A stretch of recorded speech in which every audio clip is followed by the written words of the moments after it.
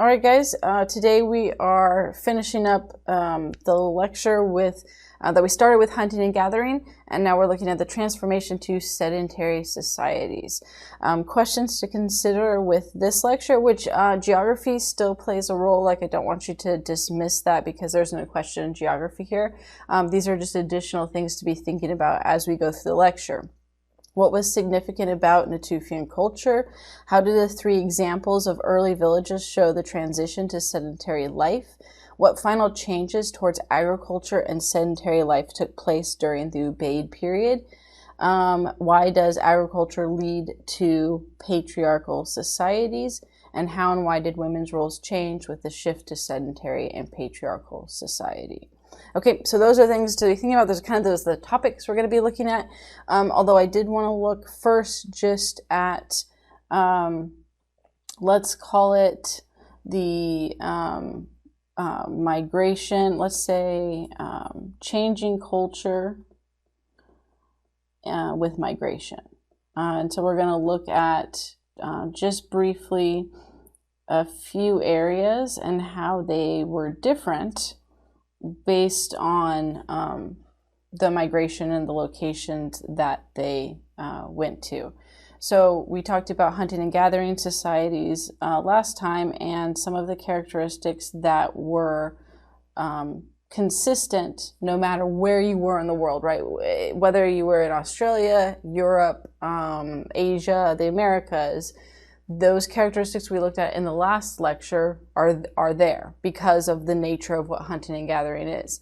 Now what we're going to look at are some of the differences in a few select areas because of not of hunting and gathering so much as the geography and how that influences culture, right? So that's key with this is that, I don't really have a space for it, but just as a reminder, right, is geography influences culture, okay? And so that's what we're kind of looking at in this very first part before we get into the Natufian culture and that actual transition. So with Europe, you have really around 20,000 years ago, you have the coldest, we'll say, one of the coldest ice age periods, right? It's at the height of the last ice age. And at around that time, you actually have people migrating towards Europe, but that because of the ice age, right, this pushed them to find warmer climates, just out of sheer necessity to survive.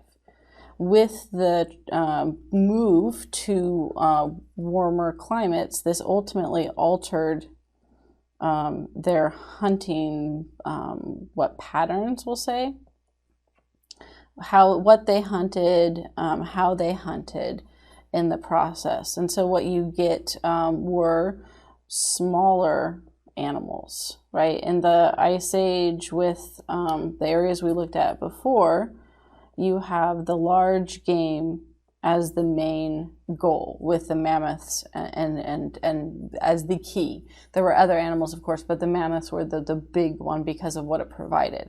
When you have the shift of people moving and finding warmer climates where you don't have some of those Ice Age animals around, then they move to smaller animals, but you still want larger animals. Rabbit is not going to be sufficient day in and day out, right? It's too small. The amount that you would have to hunt is just ridiculous.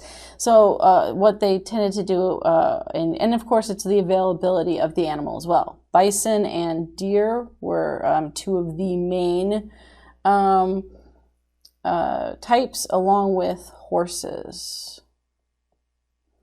And because you had smaller animals, you had different, let's say, we'll put the styles of hunting, right? With the larger game we talked about with the spear and the tactics. Here with smaller game, right, you still have spear throwing. That doesn't go away. So we'll still put that one down because it's not like that disappears. But now you have the use of bow and arrow, because with faster. This is good for smaller and faster animals, right? If you have a faster animal that you can't, sneak up on or reach, then you're going to need a tool that is going to allow you to kill them and actually be successful, rather than constantly hunting and never catching anything in the process. You also have various other stone tools that emerge during this time that are consistent with the bow and arrow and being able to adapt the spear throwing to make it more successful. This is the time period too where we see the cave paintings in France, or the region, and then that comes just a little bit later than the earliest transition. Now, the cave paintings in France, and we'll look at a few pictures in just a minute. You have they date them around 36,000 to 12,000 years ago. So it varies depending on what part of the cave and which cave you're looking at. And it definitely is around the end of the last ice age. So what we were talking about at the beginning here with this was, during the last ice age. And so again, the 36,000 years ago is during the height of the ice age, but by the end of these cave paintings, you're looking at the end of the ice age, which of course then is going to create changing climate, where you're going to have more smaller animals, more plants, more waterways, all of which structure how someone lives differently. And we'll look at that more too in a minute. Within these caves, you have over 600 paintings of mostly animals.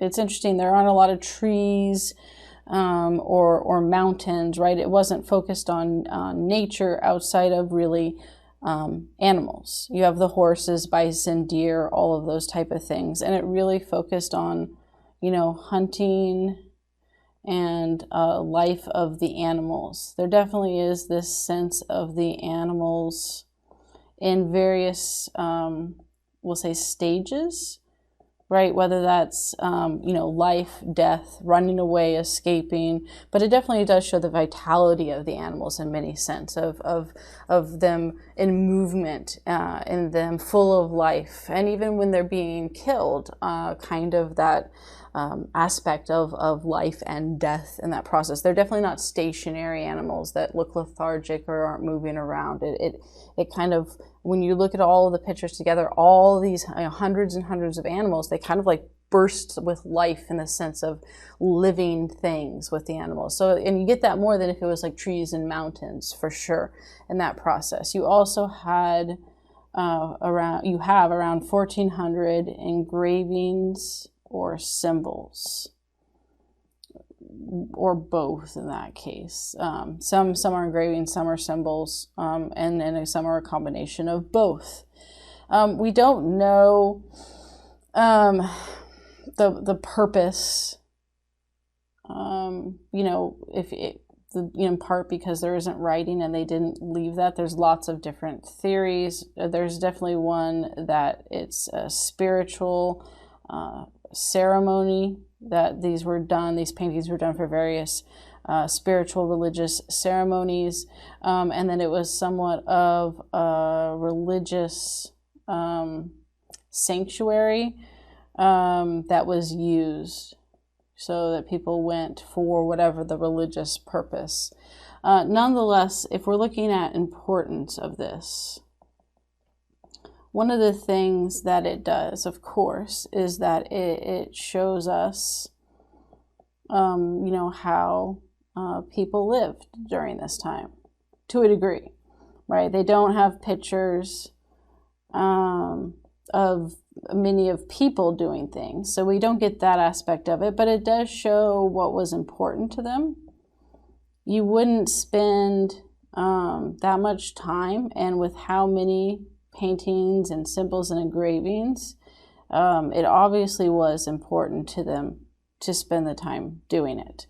And that it certainly could show also the, not just what's important to the people, which is obviously animals, but right, the central role that animals played. And if you go further than that, hunting and gathering in hunting and gathering societies. And then the last thing that it showed is it shows us that people at the end of the Ice Age were able to stay in one place longer, right? Because the amount of time that it took to do these was not quick, and you wouldn't put in that effort if you were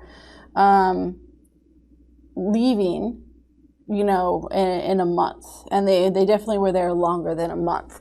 And so one of the things that you can deduce from that is that because of the end of the Ice Age and the climate changing, there were more abundant resources available, which allowed people to stay put longer. And so they could begin to produce art in the caves, and they could come back and produce more and have repeat visits because they were staying in the area longer.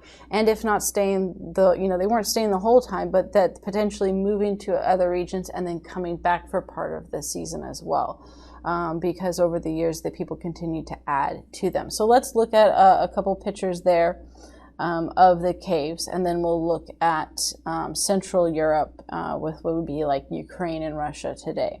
So here there's the two caves, and this just kind of shows the location and the type of animals that were used. And they did a mix of charcoal with you burn the stick, and then you have that charcoal pieces that you could use from the blackened stick. They also have some red, we'll show the handprint in a minute, with berries and some plants. So they took, and what they would do, the stick one obviously, right, you just burn it and then you're able to draw with it with the black charcoal. The berries, to get red, you would take berries and then you would mash them together to produce the red ink. Certain bugs as well as plants also make some of the colors and dye. They're all very natural based colors because of what you could find to produce that color. So yeah, and you crushed up the bugs, you crushed up the plants, you crushed up the different berries, all to make that. The only one I guess you didn't crush up is charcoal, although you could, if you were trying to do it in a more sophisticated ink style, instead of just taking the stick and directly applying it, you actually would cut off the pieces and crush it up. So that technically you could crush up any of these to make the different types of not inks, but paint style or charcoal style that they did. So here we have an animal. Here are a bunch of horses. Right, here's one of the either symbols, most likely just dots.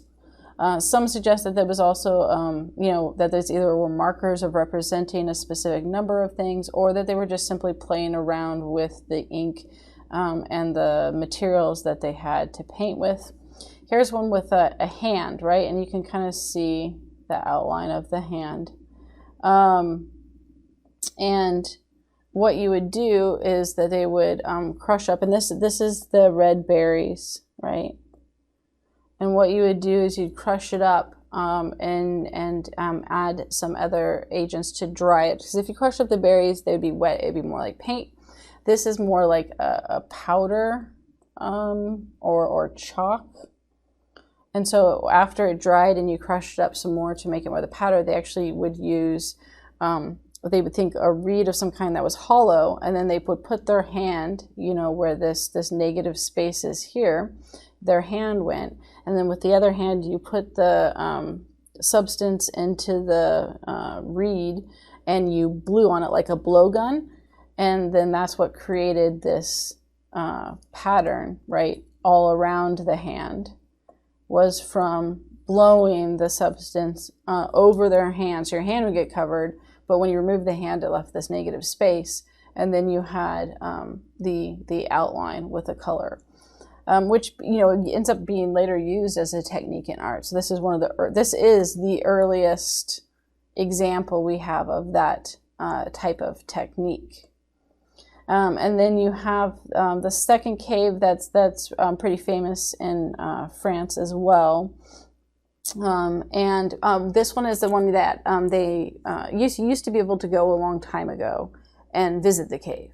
Of course, lights, fires, people's oils in their hands from touching began, and just the air. This cave was largely sealed off until it was discovered, I think, by Boy Scouts, and they opened it up further, and the air itself began to deteriorate these paintings. So they ended up closing it off, and they made a replica that looks amazing.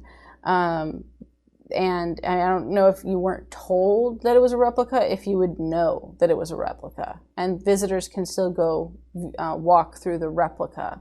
And then that way there isn't the fear of damaging it in the same way. So here we have a whole abundance of animals. And again, I'm talking about that life and vitality, right? They're all looking like they're running in a herd, and that movement forward. All right, it doesn't show any hunting scenes here. It's just about the movement and the animals, which a lot of the paintings are. Animals in movement, animals in different positions in daily life. You do have here a scene of hunting, and kind of the different stages of hunting, of people hunting, whether they're actively shooting, whether you're getting the bow prepared. But this one is a good one of showing us not only what they hunted, and here's what looks like a deer with arrows stuck in them, but also what type of bows they were using. And you have different examples, at least 2 here, maybe even 3 of construction of bows. A longer bow, a shorter bow, and then a bow that tends to look more curved, which either could just be because it's trying to show and represent that they're drawing, they're pulling the string, right? But you have that one here too, where the arrow is in the bow and they're pulled back. You can see that with the arm. And that one doesn't have the same curve. Nonetheless, you get an idea of, okay, oh, look, this is the type of style of bow and arrows that they used. Here shows some hunting, the deer and what they were hunting. Here you have some bison and use of multiple colors, again, in movement. And then you have either a pregnant horse or a very fat horse, probably pregnant, but it also could just be severely overweight. This one is interesting, right? You've got this bird standing on what looks like one leg, and then a person who looks like they've been killed or gored by the bison. And so also potentially showing the dangers of hunting in the process. So that, just the sheer number, and the fact that they were in various places in the cave. Some had obviously more, like how many animals were painted here, or if you look like this is relatively by itself versus how compact all of these sketches of horses were. This isn't something that's done in a day or two, and there's definitely, by dating, they know that they've come back over time and revisited areas and locations and then painted additional things. Which, again, the importance of showing that people were staying, by the end of the last ice age, people were staying in places longer than traditional full hunting and gathering societies had in the past, in part because they could clearly look at the abundance of animals in those cave paintings, right? There's a lot. If the animals in the area were scarce, it's unlikely that we would see such an abundance of life around them. And that extra abundance of life in all of those animals is definitely part of the geography, but also the climate, right? The Ice Age is a harder period to live in and survive. Animals were more scarce. With the melting of the ice and the snow, you have now more abundance of life, which makes life easier for hunting and gathering societies, which will be part of what we look at with the transition to sedentary life, right? So then next you have Central Europe, which again would be like modern day Ukraine and Russia. This is also a colder climate and ends up staying a colder climate than what Europe becomes. Here we found lots of bone needles for sowing. In part, think about what do they have to constantly be making?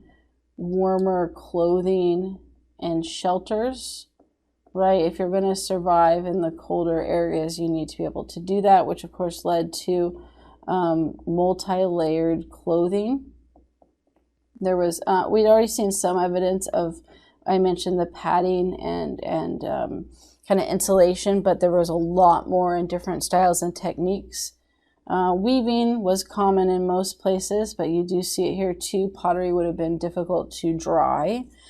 So you think of this as specifically the evidence of lack of pottery, which needed a warmer climate at that point in time. Nets, because there was lots of fishing, and nets were an effective way of catching as well. They also used storage pits, because it's a natural in the colder weather, freezer essentially, and then partial underground living areas.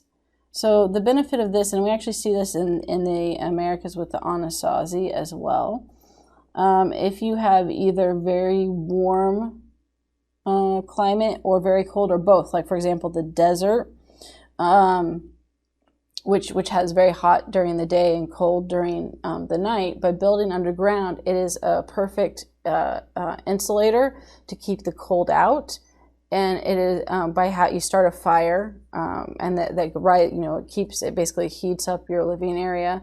And then if you want it to be colder, you don't have a fire, and it keeps it cooler. And so it's much more efficient and better for surviving colder climate. They also don't have, there's no cave shelters. And most likely that's because, one, there was basically a lack of areas for caves, but also because of the fact that it wasn't as good of protection for warming the area. And so, yeah, the storage pits, especially in the partial underground living areas, were very much more unique to that region, and then we'll see with the Anasazi. And then you have Australia, which is unique in many ways because of it becoming its separate continent that is one of the earliest really that's separated from everything else of being one reached and then separated from the rest of the area. So you have a sense of isolation from the rest of the world that even as you have smaller groups that aren't constantly involved with other people, are less isolated than what Australia becomes. This is definitely the first known use of boats, as while there is some suggestion that people migrated by land while there was still a connecting area to do so. It is also believed that people migrated to Australia with boats, potentially from Indonesia and to Australia. Then, as I mentioned, you have the isolation component, and that creates basically a continuation of hunting and gathering longer than other areas, because they don't come in contact with other settled societies. And you also have a more nomadic lifestyle. Now, this is also in part because of the geography. And if you look at where the indigenous population resided with the Aboriginals, they were kind of in the desert area. And that's going to require a nomadic lifestyle because you have to constantly move around for food. What is also fascinating with Australia is that they developed, even in this isolation, over 250 languages. And then you also kind of have food that was unique to that region, where they collected bulbs, tubes, roots, seeds, grasses, and grains. And then hunted here. Hunted small animals and fish, right? Because you don't have larger animals in Australia. Yeah, I mean, you have some, but nothing like the large animals of what we've been looking at. And then you have the Americas. So the main mode of migration was, and the one that for the longest time was believed to be the only one, was the Bering Straits. There was what's called the land bridge, where as the ice melted, it exposed the land bridge, which animals began to travel over. Because, well, within this region, you had, for a brief period of time before the water took it over, grasslands and warmer weather. Both of these things would have attracted animals. And so as the animals began to migrate over those regions, not surprisingly, people followed that food source. And from this mode of migration, we know that people then ended up in central North America, in which would be the plains area. We'll put it here. What becomes known as the Great Plains. And this was around 11,000 BCE. Right, so they walked down through the Bering Strait, down through what became, Canada, then into central North America in 11,000 BCE. Now, the second mode of migration was by, we'll say, ocean migration, boat. All right, well, we'll put that actually underneath. So what they found and how they came across this, that it isn't just the land bridge, was that they found in Chile the remains of an individual that they ended up calling the Spirit Caveman. And they did DNA testing on him, and determined it was a man, and that from this they were able to date it as well. But what they said is that he had origins in the Japan area, which meant, what was significant about that is that it showed that they came from an area that could have reached through the Bering Straits, but instead, came a different way. And that the time frame from which he was in Chile was around 13,000 BCE. Right, so this is before the central North America, American migration. And this is then what led them to realize that, that and boat materials, that and the time that he had used a boat and specifically just stayed close to the coast. And this allowed him to, arrive at a much earlier time. The main actual culture in, and the largest group, by the way, of what they found, there could have been larger migration into what became South America, but they haven't discovered the same number of evidence of people as in the North America. It still appears that the majority of migration took place through the Bering Straits. And this group of people that landed in the Great Plains became known as the Clovis people or culture. And they were named that for the type of arrowhead that they used. And this arrowhead was larger and longer than a lot of other arrowheads that were used in Eurasia. Okay, So like, you know, that tended to be it. Well, there was never not quite so neat of a triangle, but you get the idea that it was narrower and longer in size. Whoops. Let's go back to that. Right. So, well, I'll show a picture of it, but that's the general idea. Versus where you have other arrowheads. If this is the Clovis arrowhead,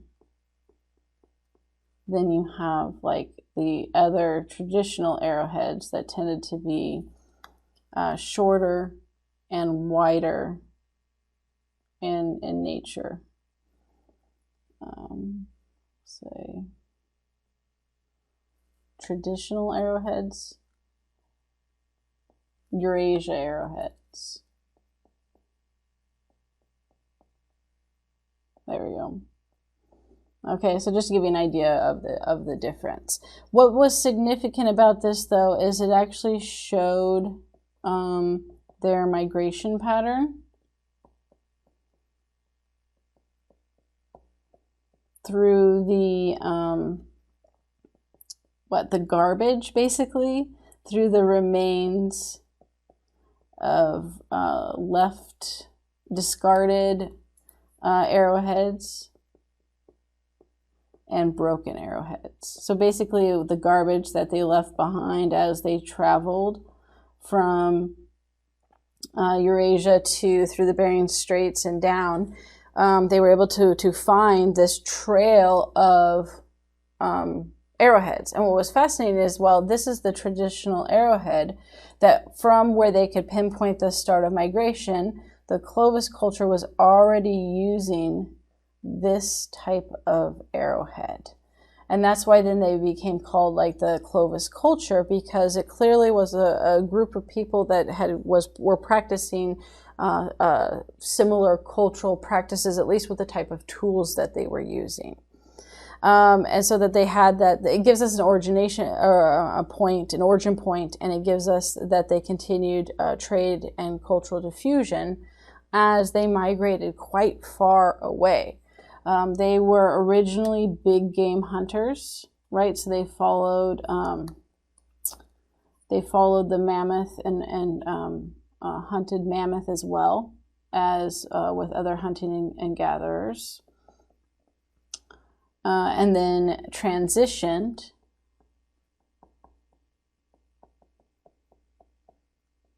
to bison and other smaller animals at the end of the Ice Age. Now, with the end of the Ice Age, you have the melting of the ice, which led to eventually the land bridge going away, which then created, right, the separate continent of the Americas. And this actually led to, so here we'll put with what it led to, the land bridge is covered by water, which creates that separate continent and isolation, which is important when you look at later, like European arrival into the Americas, is that they ended up having contact with Native Americans who had been isolated from the rest of the world and not exposed to the type of diseases, along with other trade and goods, but most importantly, diseases that Europe had extensively been connected to because of their travel and trade. And this is what wreaked havoc on a lot of Native American tribes with European arrival, were all these new diseases that their bodies had no immunities to. And so that isolation was important. It also allowed them to develop independently over time. You also have, of course, like I said, the warmer temperatures, which led to the changing in types of hunting and style. This also led to a mass extinction of 32 larger animals, mostly larger, not all, but mostly larger animals, right? And that's then when you had the mammoth, the saber-toothed tiger, and others that disappeared. This also then finally led to eventual migration through the Americas. And from this, you end up with the various Native American tribes and unique cultures based on the regions. Here's the geography part again, right? On the geographical regions that they settled in.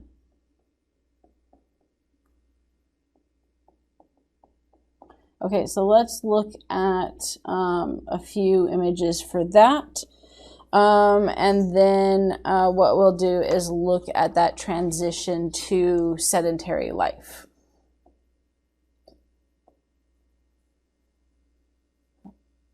Go back to where we left off. Like I said, I went backwards. So here we have the two migration patterns, right? From Siberia through the Bering Strait land bridge, right? This small area that ends up eventually underwater into central North America, which this becomes the Clovis culture. And then you have the ocean or coastal, right? I wrote ocean, so ocean, coastal travel. And it's key that it's not open ocean migration. There's not the technology for that. You have to hug the coast and then stop along the way, which leads then to, and this is 11,000 BCE, and I put that before, so we'll just leave it at this, right? And then 13,000 BCE. So this was first, and then people who ended up here came second, but this was the larger group, which is why we tend to talk about them in the Clovis culture over a specific different culture or Clovis culture in South America. And then here are the Clovis arrowheads, right? I kind of made a straight triangle, but you should notice, again, the height of these, and then the fact that they were just traditionally more narrow than the even the small ones, right? They're varied in size. It didn't have to be all large spears. You could have the for bows and arrows here like this one, but it still had that same pattern and very fine, just little little arch with the later development within North America, where arrowheads, right? This came later after the Clovis culture, right? And that's one of the ways we know with the transition period is when the Clovis arrowheads move to that style of arrowhead. So you get the longer and narrower, but then also that little arch is definitely a key aspect of Clovis arrowheads. Okay, so we're going to look at Natufian life next. That gets us into part 2. Put it here.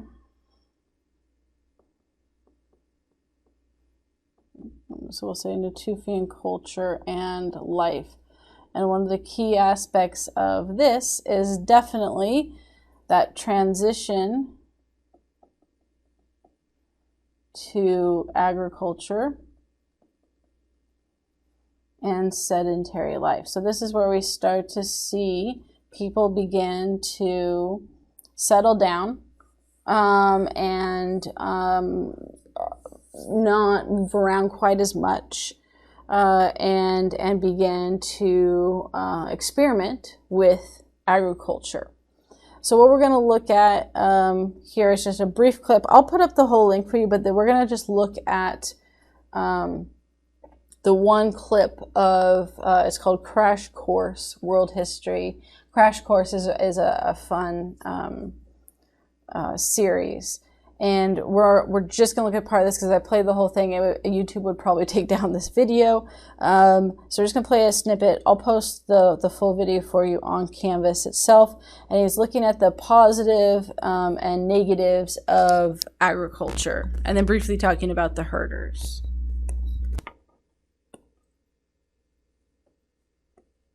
It's worth noting that cultivation of crops seems to have arisen independently over the course of millennia in a number of places, from Africa to China to the Americas, using crops that naturally grew nearby: rice in Southeast Asia, maize in Mexico, potatoes in the Andes, wheat in the Fertile Crescent, yams in West Africa. People around the world began to abandon their foraging for agriculture. And since so many communities made this choice independently, it must have been a good choice, right? Even though it meant less music and scootily pooping. Thanks, Thought Bubble. All right, to answer that question, let's take a look at the advantages and disadvantages of agriculture. Advantage: controllable food supply. You might have droughts or floods, but if you're growing the crops and breeding them to be hardier, you have a better chance of not starving. Disadvantage: in order to keep feeding people as the population grows, you have to radically change the environment of the planet. Advantage: especially if you grow grain, you can create a food surplus, which makes cities possible and also the specialization of labor. Like in the days before agriculture, everybody's job was foraging, and it took about 1,000 calories of work to create 1,000 calories of food. And it was impossible to create large population centers. But if you have a surplus, agriculture can support people not directly involved in the production of food. Like, for instance, tradespeople who can devote their lives to better farming equipment, which in turn makes it easier to produce more food more efficiently, which in time makes it possible for a corporation to turn a profit on this 99-cent double cheeseburger. This is delicious, by the way. It's actually terrible, and it's very cold. And I wish that I had not eaten it. I mean, can we just compare what I was promised to what I was delivered? Yeah, thank you. Yeah, this is not that. Some would say that large and complex agricultural communities that can support cities and eventually inexpensive meat sandwiches are not necessarily beneficial to the planet or even to its human inhabitants. Although that's a bit of a tough argument to make, coming to you as I am in a series of ones and zeros. Advantage: agriculture can be practiced all over the world, although in some cases it takes extensive manipulation of the environment, like, irrigation, controlled flooding, terracing, that kind of thing. Disadvantage: farming is hard. So hard, in fact, that one is tempted to claim ownership over other humans and then have them till the land on your behalf, which is the kind of non-ideal social order that tends to be associated with agricultural communities. So why did agriculture happen? Wait, I haven't talked about herders. Herders, man, always getting the short end of the stick. Herding is a really good and interesting alternative to foraging and agriculture. You domesticate some animals and then you take them on the road with you. The advantages of herding are obvious. First, you get to be a cowboy. Also, animals provide meat and milk, but they also help out with shelter because they can provide wool and leather. The downside is that you have to move around a lot because your herd always needs new grass, which makes it hard to build cities unless you are the Mongols. By the way, over the next 40 weeks, you will frequently hear generalizations followed by, unless you are the Mongols. But anyway, one of the main reasons herding only caught on in certain parts of the world is that there aren't that many animals that lend themselves to domestication. Like, you have sheep, goats, All right, we're going to stop there with that. So one of the things, right, is talking about here, the advantages and disadvantages of agriculture, because there are problematic aspects of farming and what it does, not only with to people and some of the negative health effects, but also to the climate. And then also the social component, which we'll begin to examine in Mesopotamia, or I suppose at the end of this lecture when we look at how it transitions women's roles, and then further in a variety of other ways with social classes and whatnot in Mesopotamia. But there are positives too, and it's one of the reasons why people then began to transition, because it provided more food and a larger surplus. And why they could be sedentary with agriculture. I want to point out that kind of a number expectation of what we looked at hunting and gathering. I don't know what is a formula perhaps of in hunting and gathering. Again, if you remember, you had one person required 1 to 2.5 square miles of land to survive. With agriculture, you now have 100 people can be provided for with 1 square mile of land, right? Versus what was 1 person to 1 to 2.5 square miles of land, right? This means that you can have urban centers, or what become eventually cities. Now, we're not there yet, but this is only possible because of agriculture. Sedentary life right, is only possible, full sedentary life, because of agriculture. So that's like a key aspect of some of what the benefit was of people liking being around larger groups of people, wanting to form communities, wanting to have surplus of food, because it is going to provide those things as well. And then he mentioned herders, which I left in because it is important. Herders were a much smaller group that remained. So you have three kind of groups during the Natufian, main types of, we'll say, living during the Natufian period. Of course, the one we're going to look at most is the transition that's taking place towards agriculture, but it is important to acknowledge that there were still hunting and gathering communities. And then you had herders, which this is key with domesticated animals, which takes place during this time. So domestication of animals, right? That's something new that farming and agricultural societies take advantage of as well. And then agricultural. Well, let's put what we're doing the titles this way. We'll do farming, right? So hunting and gathering, herders, and now it doesn't want to erase, and farmers. Which uses both the agricultural component as well as domestication of that. Of course, like I said, we're going to focus on the farming component, but there were herders. But as he mentioned, they were a much smaller community around the world, because there was only a select number of animals that worked largely well for domestication and movement in the area. Now, with Natufian culture, what is going on with the changes? Well, we already mentioned one. Environmental changes. And let's put the time frame for this as well. You have the end of the Ice Age. And with the end of the Ice Age, which we already talked about, it brings in a warmer climate, more water sources. I'll just put it down again as a refresher. Warmer climate, more water resources, and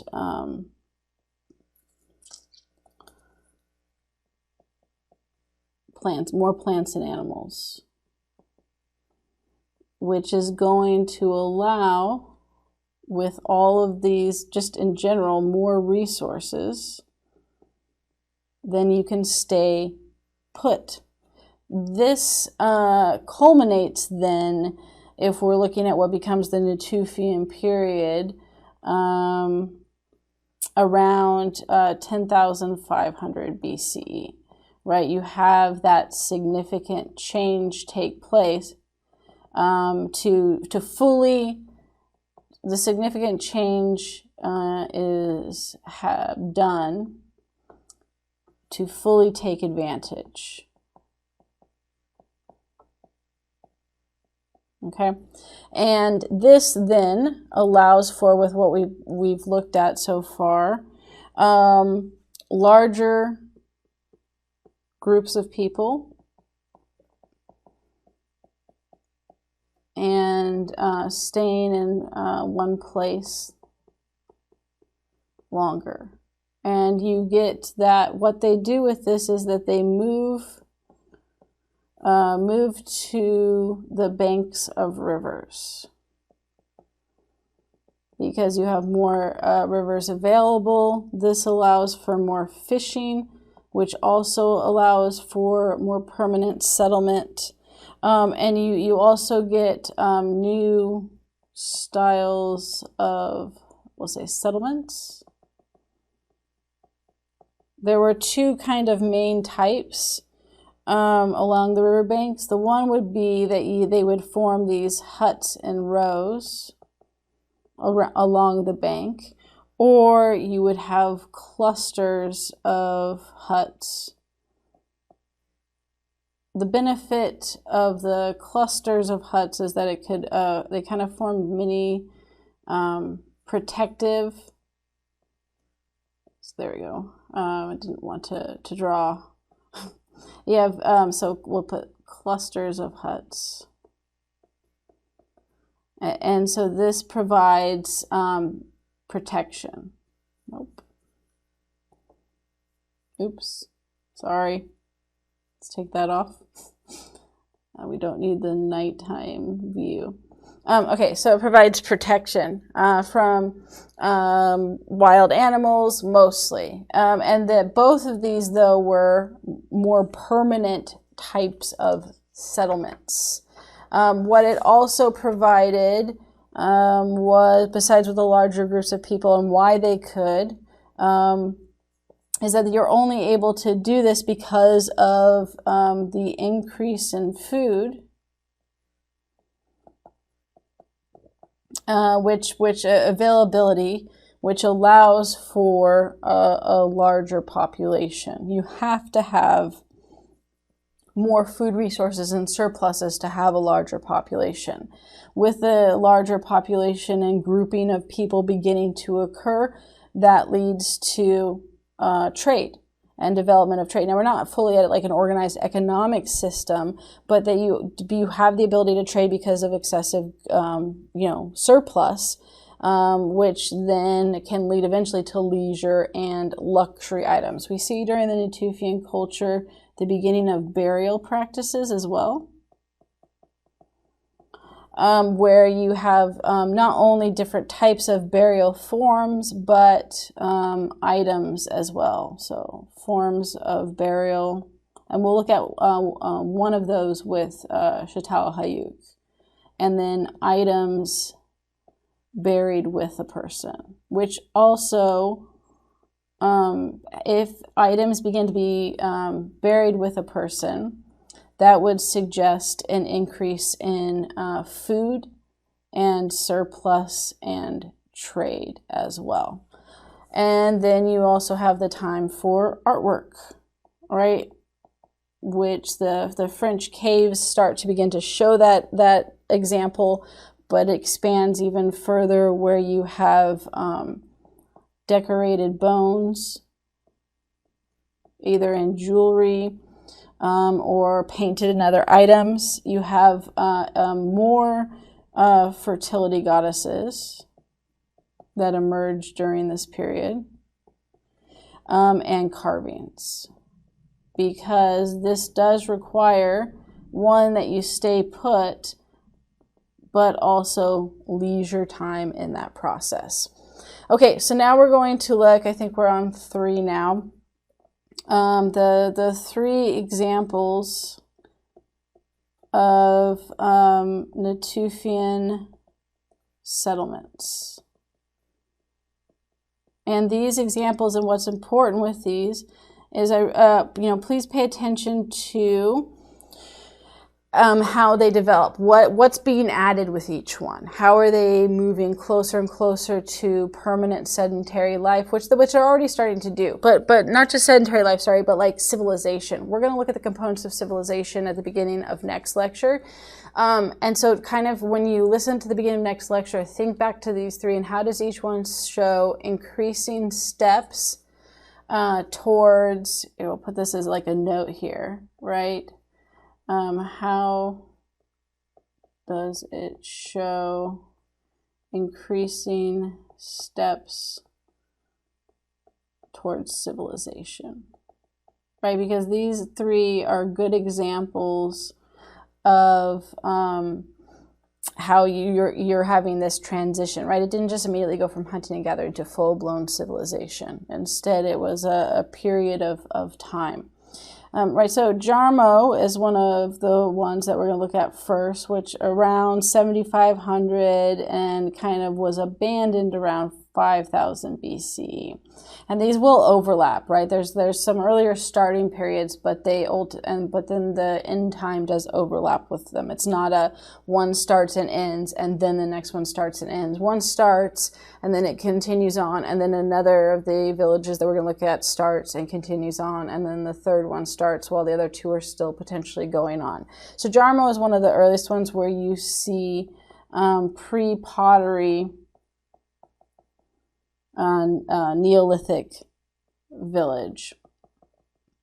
Pre-pottery is important, right? They don't have pottery yet. Pottery is almost always a sign of sedentary life because pottery breaks it's heavy to move, and so if you have pottery, they're not full-fledged hunting and gathering societies. So we don't have, at the end of Jarmo, you do have some pottery.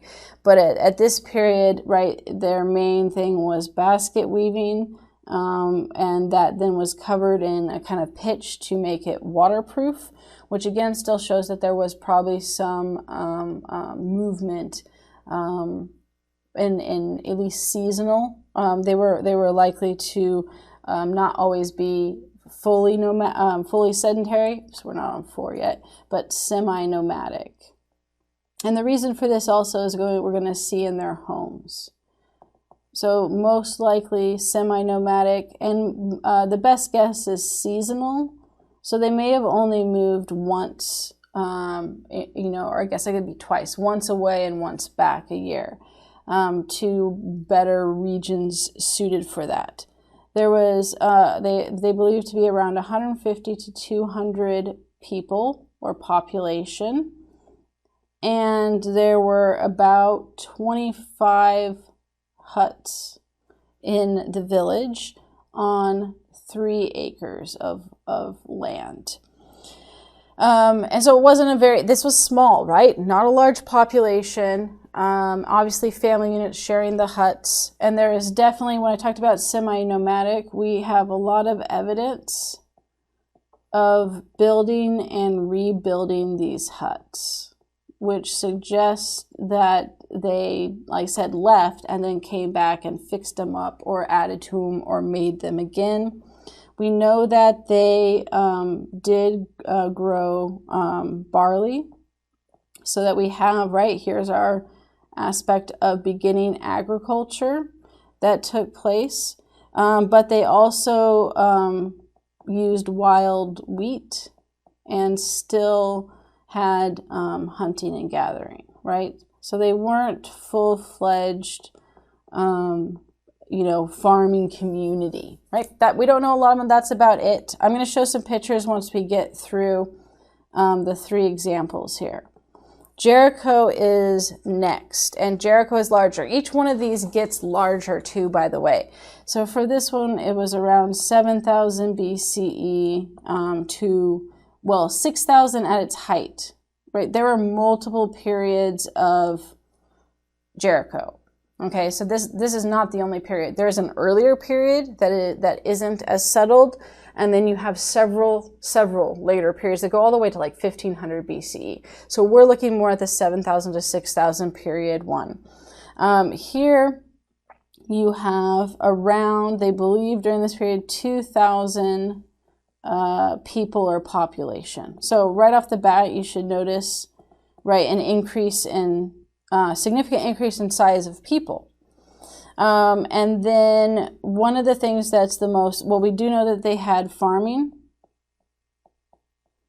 as they had storage areas built up, which of course storage areas suggest extra food or grain, right? Which that often would suggest trade. So we have several components that are emerging from that. One of the most obvious characteristics of Jericho were their walls. So Jericho is one of the first examples we see of building walls, and they also had in the walled area, you had mud brick huts, and then put that mud brick huts. And then you had the walls surrounding the village. And I think that the walls initially were used to protect against floodwaters, and then later we'll talk for protection against people. You don't have to, I'm not going to test you on these numbers. I'm going to write down just the kind of the size of the walls to give you a sense of how large these were. So you had a stone tower that was 28 feet high. And then actually we'll go look at the pictures after this one, and then for the Çatalhöyük, we'll look at those. We'll come back for those. You also had a 28-foot ditch 28-foot wide ditch around the walls. And then the stone walls themselves, what the remaining portion was 5 to 10 feet thick, depending on location. So which would suggest that it potentially was a little bit thicker than that. And then at the height, you had 8 feet in height. So these were very large walls. Let's look at the picture. So here is one of the Natufian Life. You can see them settling by the river, and this one you have the huts going back, but you also have some clustering going on there.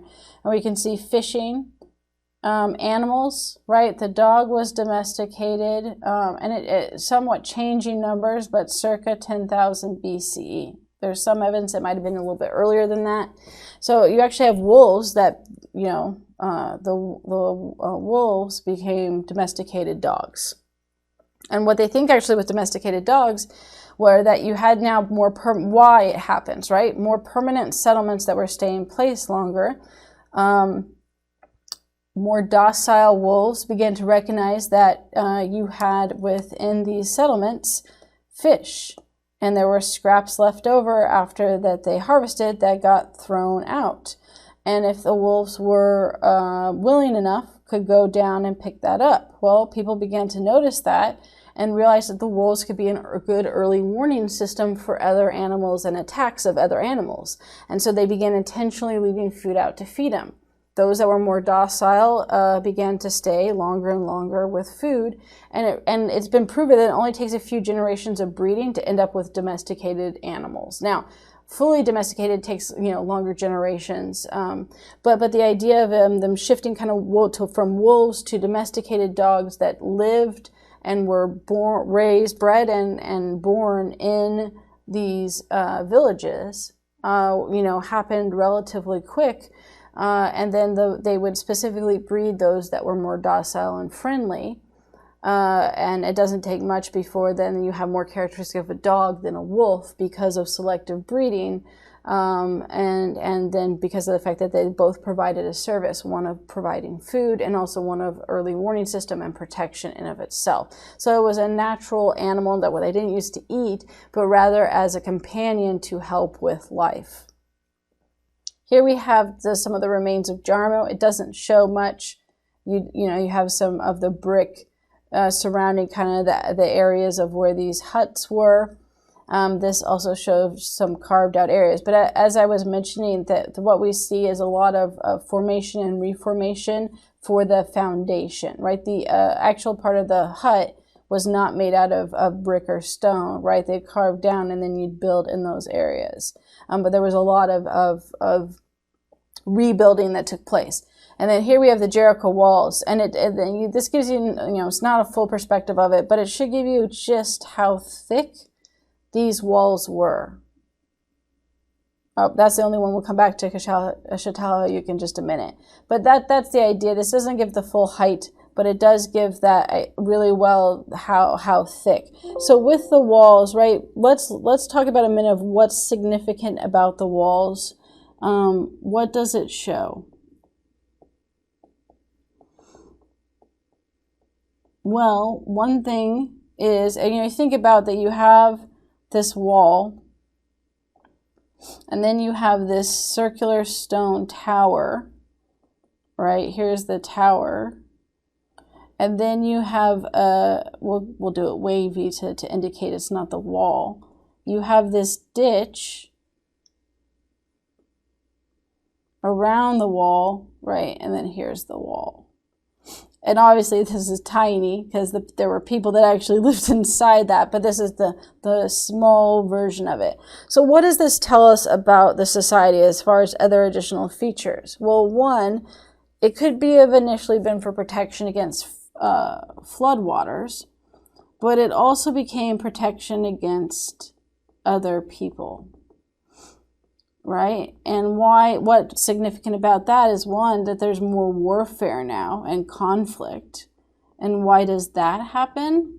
Because of land and the sense of ownership, right? People aren't moving, right? That's the other thing that shows us. If you're spending this long building these walls, right, you are, we'll say, fully sedentary. You aren't going to spend, 100+ days building these walls and go, well, that was fun, now let's move. No, you're living here. This is where you live now. In order to construct this, there had to be some kind of organized leadership, right? Which most likely was the start of organized government. Remember when I talked about that hunting and gathering societies didn't have organized government? Here in Jericho, have what it would have taken to develop and build these walls, you would have needed leadership to tell people, okay, we're going to do this, and you need to do this, and the amount of not just effort but skill and organization that this would have taken would have required a more organized system of government in order to do so. So, right, hopefully you notice with Jericho that there's some increasing components that Jarmo did not have. And then we have Shatal Hayuk, which was around 6,700 to 5,600 BCE. Again, circa. There's some later dates made, but at the height, that was kind of that period. We know that they had around 30 acres of where the village was, with a population of 4,000 to 6,000 people, right? So once again, the population is getting larger with this next village. One of the things that was interesting with that is the housing style. And that the housing style itself essentially had a built-in wall system, which we'll take a look at.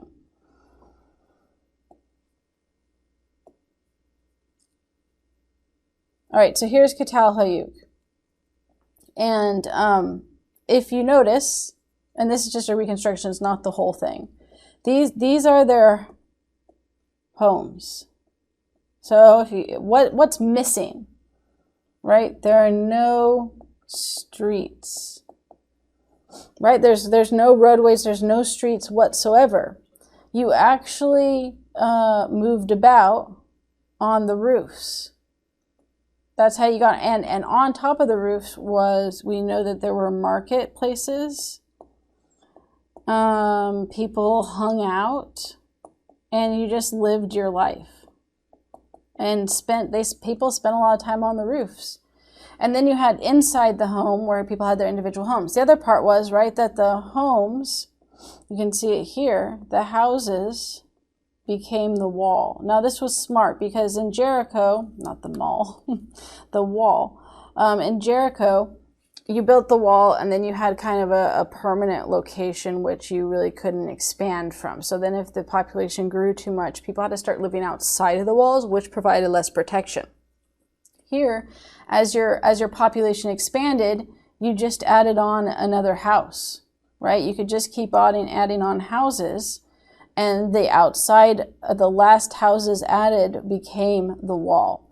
And then you can barely see it here. I'll show the next rendition in just a second, that you had these ladders. And so you would have a ladder on the outside to get into the village, and then you just pulled up the ladder at night so people couldn't get in. And again, that's just for protection of people. It's for animals too, but it's definitely protection against people.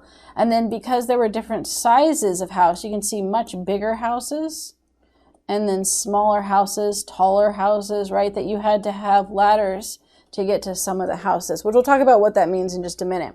Here's another artist rendition. I think this one is great, right? You've got the dogs living on there, people climbing up while they're doing their laundry, collecting water, living their lives like it was on, in a town, but on the rooftops of that. And then we'll just look through the rest of Shatal Hayuk's pictures here, and then we'll talk about it. Here are the actual ruins that you can see. Again, the foundation, right? These are always just the foundation of the homes.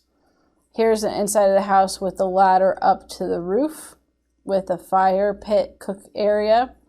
And then you have the fertility goddess statuettes, again, where we see the similarities. This is different than the woman at Wildendorf, right? This one's more detailed. She's sitting down. But again, you still have that emphasis of fertility. I mean, they even have it kind of like that circular area to point to that right, this is meant to still connect to fertility. What's interesting is Qatalayuk's going to have, or Çatalhöyük's going to have additional symbols of fertility with bulls, which begin to represent fertility as well. This should be important because we talked about, right, that you have male versus female deities, and the shift with sedentary life that we see now both female with the fertility goddesses, but you are also now seeing the male aspect with the bulls. These were shrine rooms, and 80% of the homes had these shrine rooms, and they were largely organized in the same way, and they actually buried their dead underneath the floorboards. You can see some skulls here. And I'll talk about that a little bit more in just a moment when we list that. Here's another example of a shrine room. Again, the bulls and the skulls with some artwork. That you had a similar layout in all shrine rooms. And this should go, when we're talking about, I mentioned this, right? Organized religion. Right, that's gonna we'll expand upon that in just a second, but that's gonna play a role in that. Okay, so let's go back here and look at the wall system. Right, it allows for expansion, and the fact that the housing style, no streets, and we'll say lived life on roof for social, right? They still lived inside their home for the other. The other thing were the shrine rooms we just mentioned. Okay, with the shrine rooms, this is an example of organized religion. And we know this because if 80% of the homes not only have a shrine room, have almost the same shrine room, what does that tell you? Right? Well, it tells you that this is being there. It's not just a person doing it, randomly. That they're being directed on how these are supposed to be set up. And what that tells you is that you have an organized system of religion, probably with a head priest or religious leader, who they're giving like tenets and here are the rules of how we practice faith. Here's the rules of how we worship, and you're going to set up your shrine room in this way accordingly because we're all following the same sets of beliefs, not just a general spiritual system, but the same sets of beliefs. That's organized religion in that sense. And then also the burial of dead under the floorboards. And so what they did is they didn't just, grandma dies and you just throw her under the floorboards. That doesn't work, and she'd smell up the whole house. They were put outside in a kind of protective platform so the animals could kind of pick at the bones or the skin and everything until then they were bones, and then you would move the bones back underneath the floorboards when it wasn't going to stink up the house anymore. And that we also know that, actually let's put it with this one. Here, that they buried the dead with items. And why this is significant is because it actually tells us that there were different social classes. And we know this for this reason. There were people who were wealthier, they buried their dead with more things, right? So there were some burial sites where underneath the floorboards they were buried with jewelry and knives and other expensive stuff. the other thing that we know with that is so that's one, right? Different people had different wealth that they could then bury their dead with. The other way we know that there was a difference in social class had to do with the size of the houses, right? There were different sizes of houses. So those who had larger houses were probably more wealthy and more important. The other thing that the burying the dead with the items tells us is that there was long distance trade. Some of the items that were buried there were things that you couldn't find in the region. They had to have traded them from long distance traders. This would suggest organized economic system. And then, of course, this large of a society is going to have an organized government. And obviously, that should be clear that they're agricultural based. You can't have this large of a population without that. So Çatalhöyük is kind of the culmination of a variety of components that are going to be part of the components of civilization. All right, the last thing we're looking at then is that transition to, what are we on, 4? Yeah. The transition to full-fledged complex agricultural societies. And this is going to be everything right up to Mesopotamia. Agricultural, we'll say agriculture and patriarchal societies. Okay, so this period is with the Ubaidians. So we'll put the Ubaid period. And this took place really around 5500 BCE to, well, it's both BCE, to 3700 BCE, right before you have the first civilization in Mesopotamia. And this is going to take place around the Mesopotamian region. So one of the things that happens is that as more and more people begin to grow in population, these different villages and towns get closer and closer together, and you get larger sized populations. And this is kind of going to be the precursor to Mesopotamia in the Mesopotamian region as they begin to move towards the Mesopotamian region. And then just the precursor to the first civilization, which is the city of Uruk. So all of this is right before that, essentially.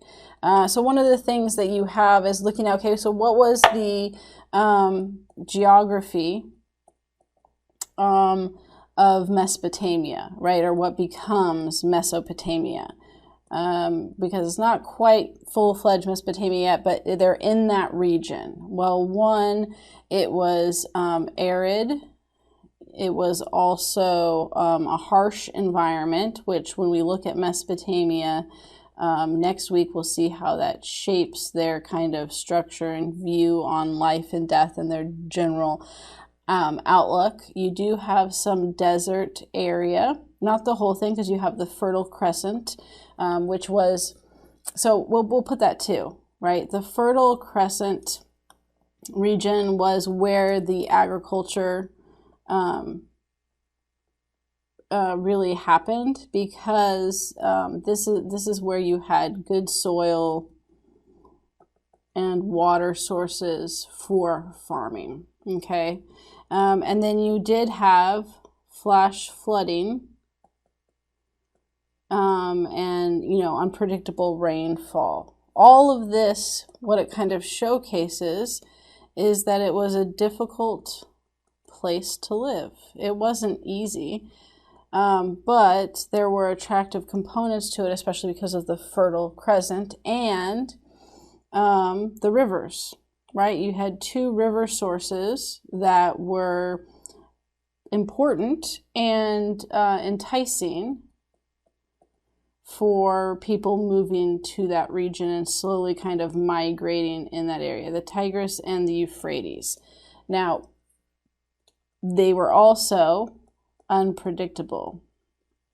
Okay, so that was problematic because you did have the flooding and you did have just the uncertainty of what the rivers would do. In fact, people, as they began to move into this region, couldn't live too close to the rivers because some of the early settlements, they settled near where the river was, and then it flash flooded and their area was wiped out. So you had to be far enough back from the river so that you didn't get wiped out, but you also had to be close enough to the river to utilize the water source for agriculture.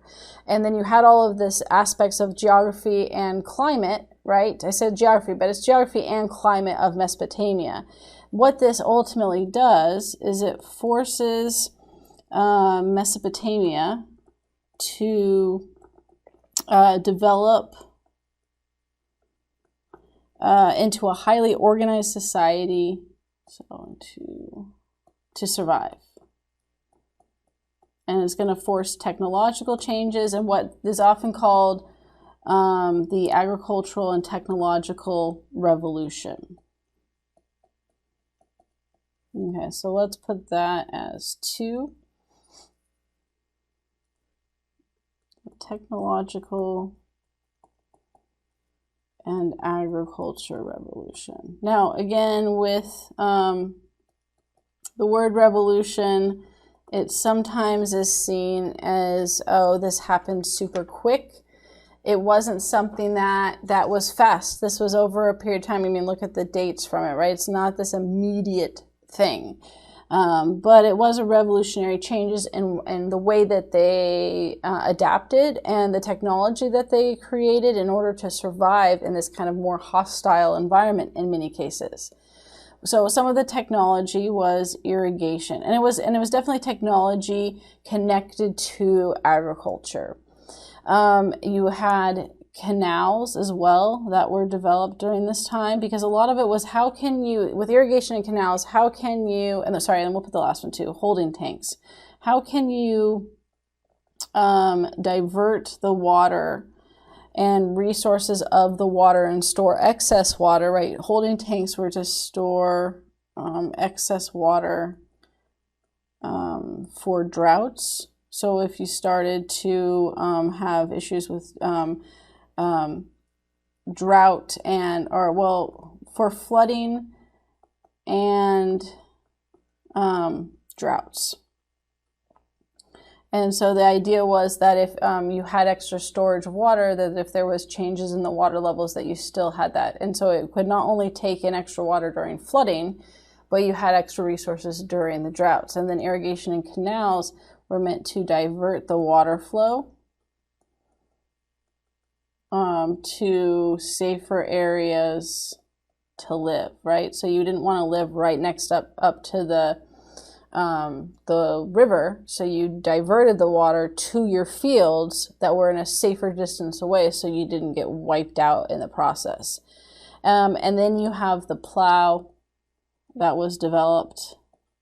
And this significantly, and this is where you get the agriculture, all of this creates agricultural revolution and an increase in production. The plow was a huge part of that, but the water sources too.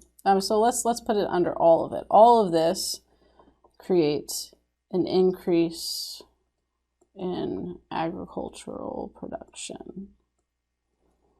Okay, the plow was important because what it did is it actually was very smart in making it easier to work the land and also not waste seed.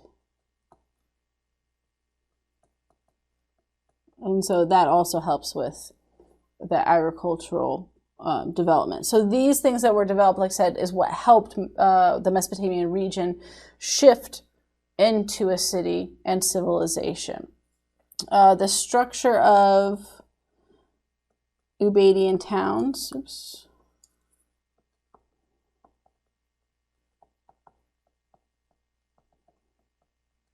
there were some characteristics that were pretty consistent in the region. Almost all of the towns had walls now for not only defense against animals but people. Almost all of the towns for all these had kingship and warriors, so you had kind of a military expectation, which also showcases that there was conflict and warfare over the land. You have temples that are now created that were literally the center of the towns with, organized religion. And you had extensive trade networks. And these things then are going to continue into Mesopotamia. And then lastly, let's look at, we're on B here, the transition of women's roles in society. Okay, with this shift to sedentary life and agriculture, one of the things that you have is a new value. And that new value, it's still production, just like in hunting and gathering. But the new production value, what that production value is agriculture.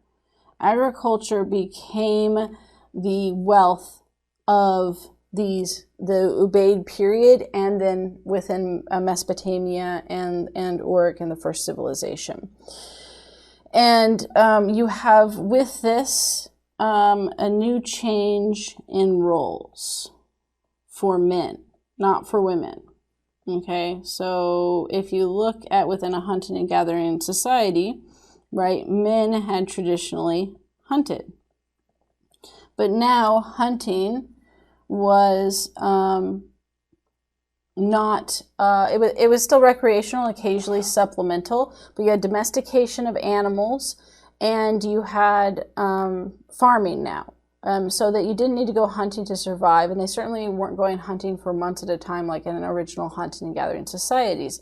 So it's not surprising that as men lost the role of hunting, that they took up the role of farming. Like that's not a big leap that that they would take over that role because the hunting one had diminished and disappeared. But for women, the reality is that they still did most of the jobs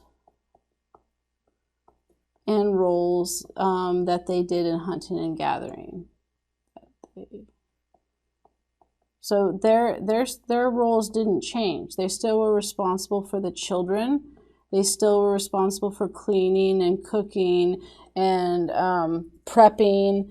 They were still responsible for medicine. They were still responsible. They sometimes did gardening. It was kind of the new gathering component, right? There was the large-scale farming and then the smaller gardening of herbs and other things like that. All of this transition then meant that you had land as the main value in society. And with this, we'll say land ownership now became a thing. Because you didn't move, right? This is because of sedentary life. Because you didn't move, the value of your land was important, because if you had good land, you could farm.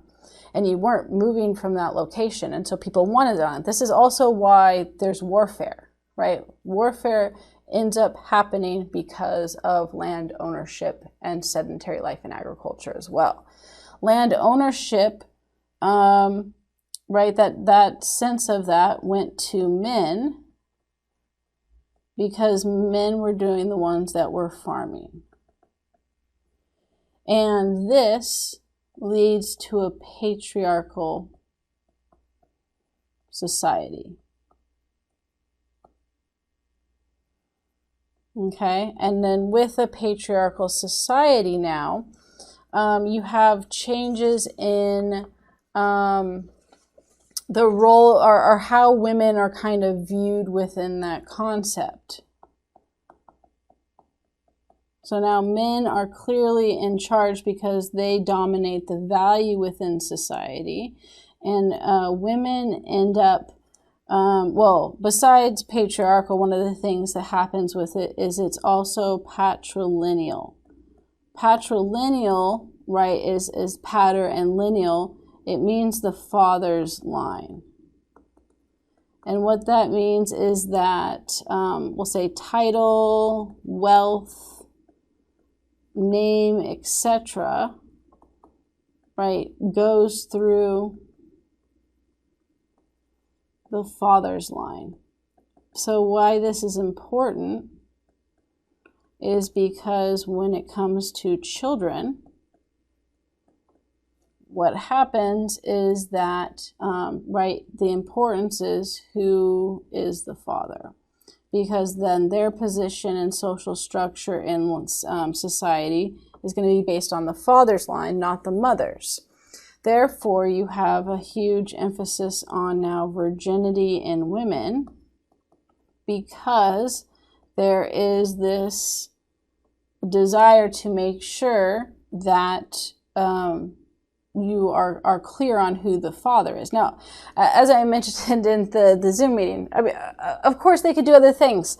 You totally could just be like, okay, we're going to wait so many months to make sure you're not pregnant before we get married. And then, aha, you're not, cool, we can get married. But, you know, that's too easy. There's no DNA testing, and apparently that way is just too easy.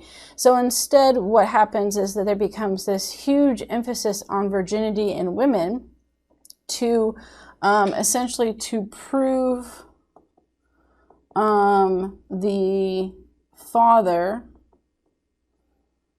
of the children, right, is the husband before marriage, right? Many people inaccurately say that virginity, why there was an emphasis on virginity, was because of religion. Religion comes later. Religion eventually begins to be used to reinforce virginity, but it's not the reason that it was there. It's because of the patriarchal and patrilineal structure, and because men took on the agriculture. If we look at Native American societies, pre-European, that where you see the women actually continued control of agriculture and food production. In those tribes where women continued the agriculture and food production, it was not a strict patrilineal society. In fact, it was often matrilineal, mother's line.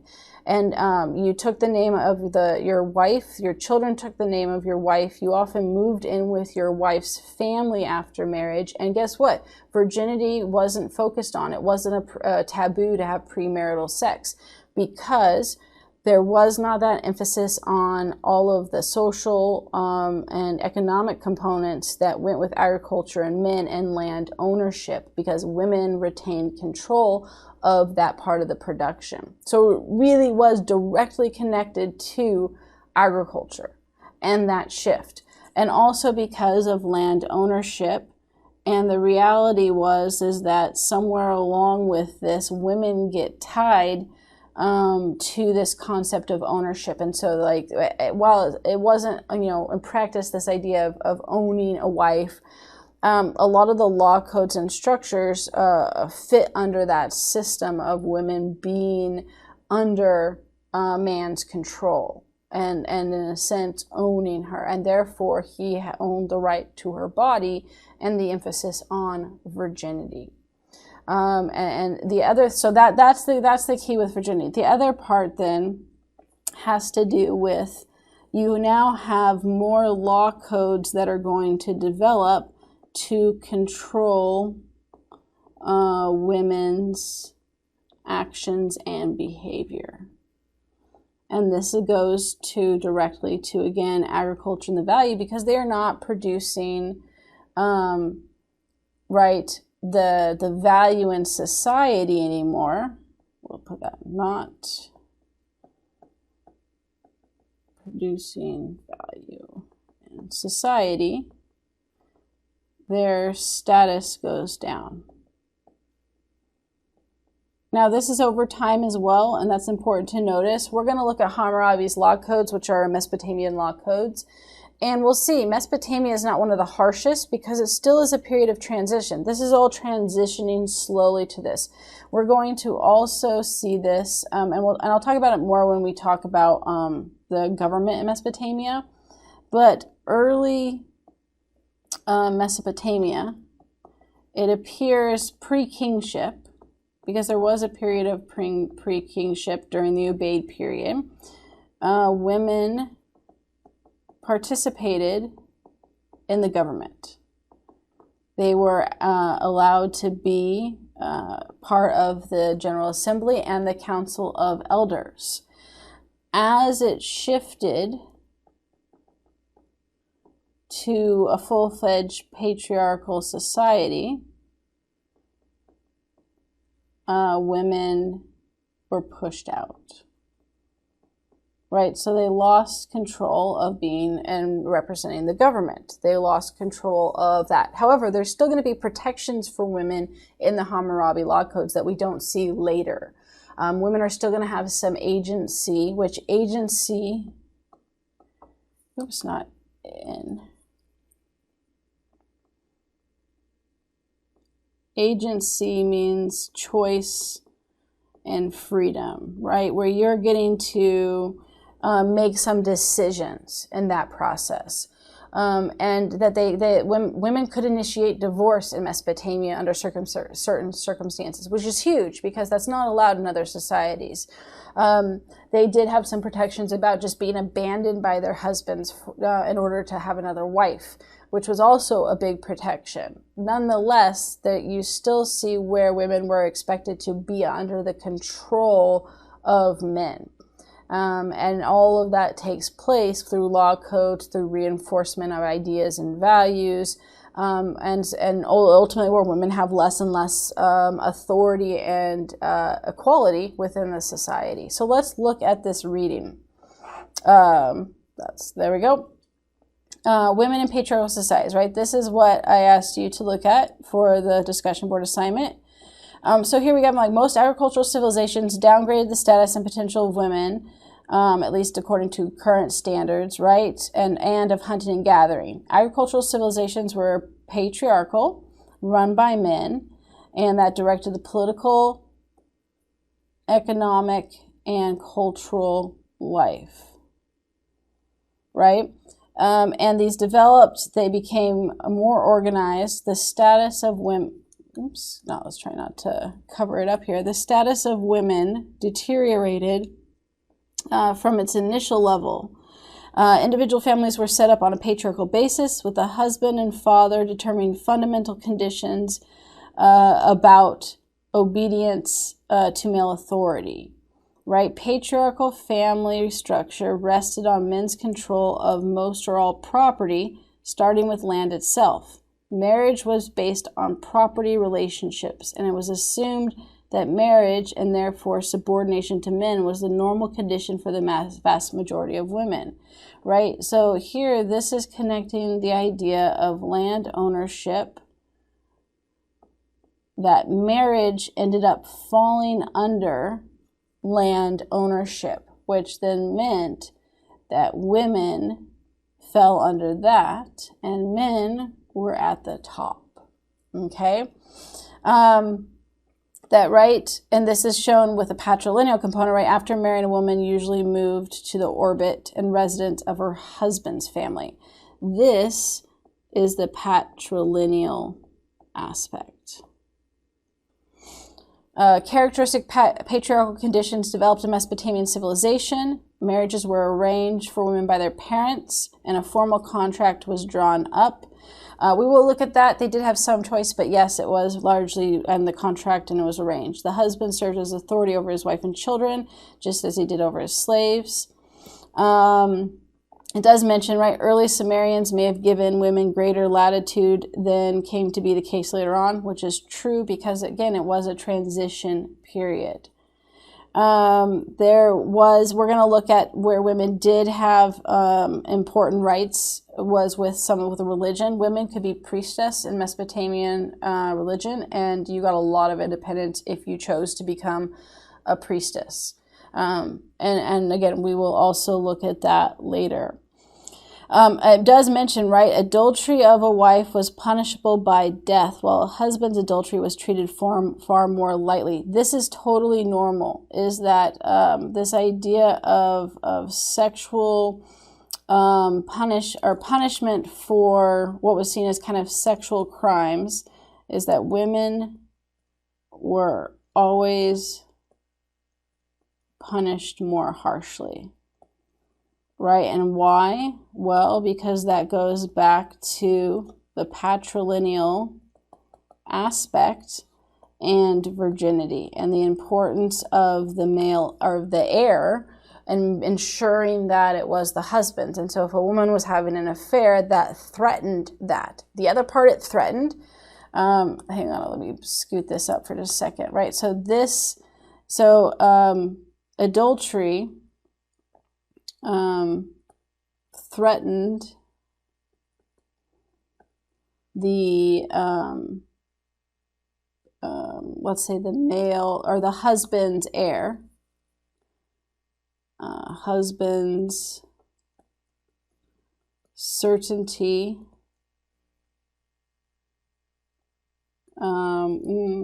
we'll say, yeah, I'm trying to not make it super long here. The husband's, we'll just say heir, and his, stop, obviously keep touching that, his control over his wife.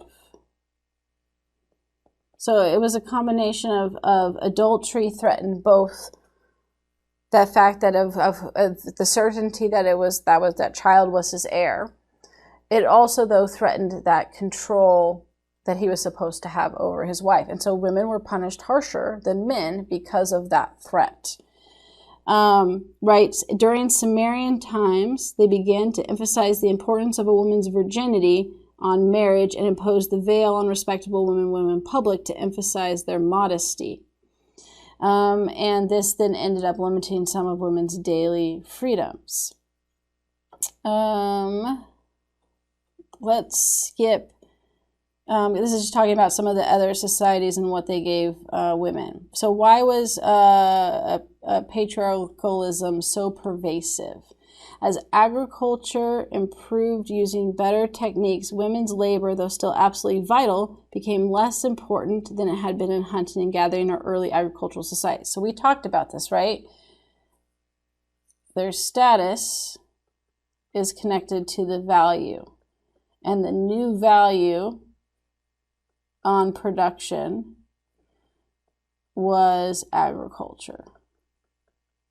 And women, right, did not participate in this.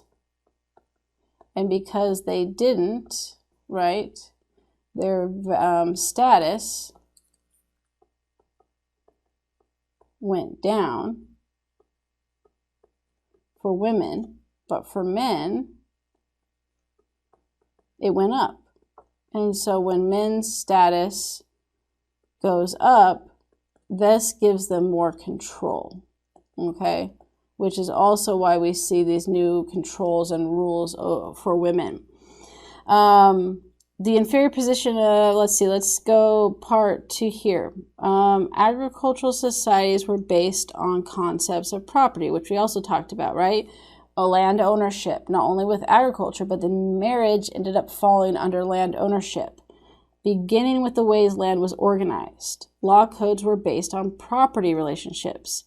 And so it was essential for a man to be sure who his heirs were. That is, to try to make sure he monopolized the sexual activities of his wife or wives. Mesopotamia didn't usually allow multiple wives except for specific situations.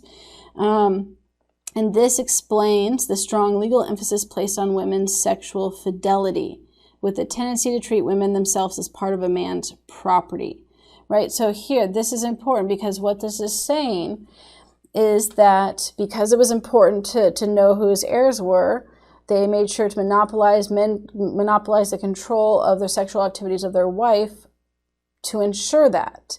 This then was reinforced because men controlled all of this because of the higher status in law codes, and making sure that women didn't have affairs and that they were virgins before they got married, all to reinforce control to ensure that within the patrilineal society you knew who your heir was, right? And in this sense, she's talking about essentially, now, we are going to look at ways that women weren't seen just as property, but the laws and social practices did then, reinforce that women were tied to property. And this then just continued to decrease the status of women. That's what that's saying, right? And and you see, she talks about other places. This was also seen in China and other areas around the world, right? Many women, then she says this brings up questions about women themselves. How did women internalize the culture of patriarchalism? So what this is suggesting is, why did women go with this?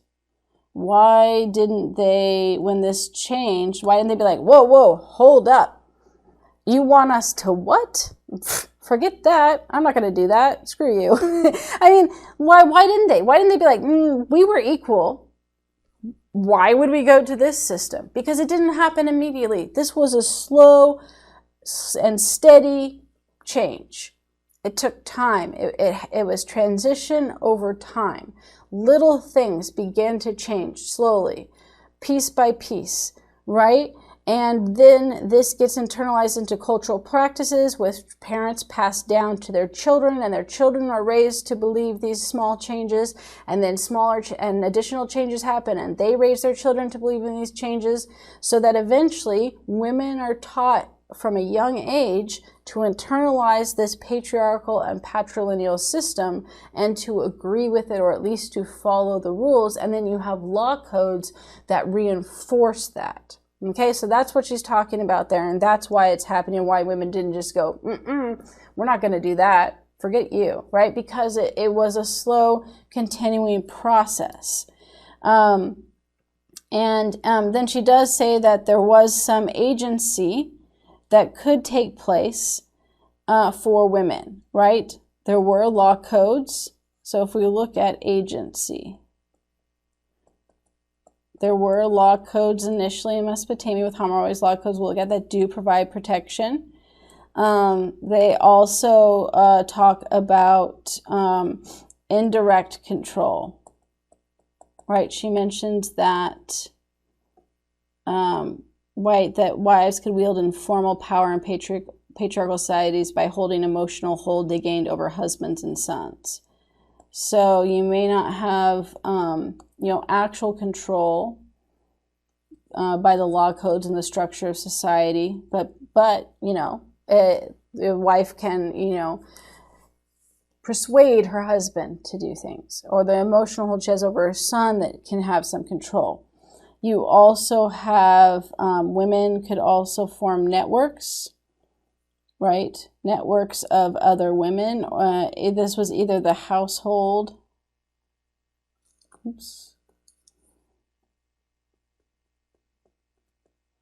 or other women, right? That they looked to rely on other women. She also mentions religion as one of the ways that women could have agency. And then older women tended to have more agency because they were viewed as elders and stuff that way. So here, older women could form networks, informal power, law codes, and religious functions, right? There is that list that way. So this is because this is also some of how do women accept it, but how are ways that they could also subvert it in ways? And these were some of the ways that women worked within the new patriarchal system to still have some semblance of control. Okay, I hope that this helped you and that this helps you understand the source better. If you have any questions with this still, or there's something you don't understand, let me know, right? But definitely refer to this and look over this. Again, it's kind of what I marked up. Listen to how I explained the different sections. Again, this is active reading. This is what can help you better understand these sources as well. We're going to do this with all the sources. So when we look at the Mesopotamian primary sources, this is a secondary source. But when we look at the Mesopotamian primary sources next week, don't be shocked if they're difficult. I expect many people to struggle with it. It's normal. Okay, so don't freak out if you don't understand it right away. That's completely okay, because we're going to look at it in lecture, and then we're going to talk about it in the Zoom meetings as well. And I'm going to be doing this with those sources as well. We're going to be marking them up, and I'm going to be talking about them.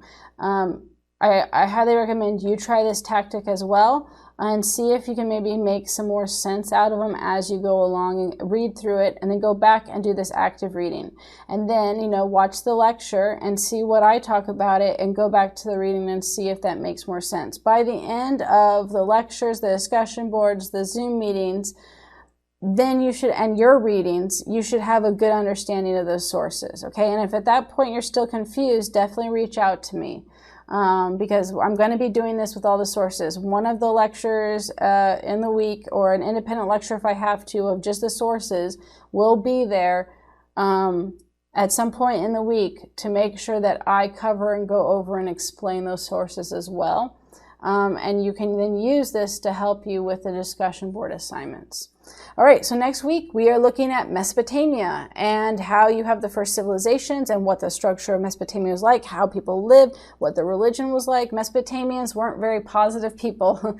Not surprisingly, it was a harsh place to live, and their outlook on life and death was kind of bleak at times. And so we're going to examine why and how that was, how they viewed the gods, which the gods sucked.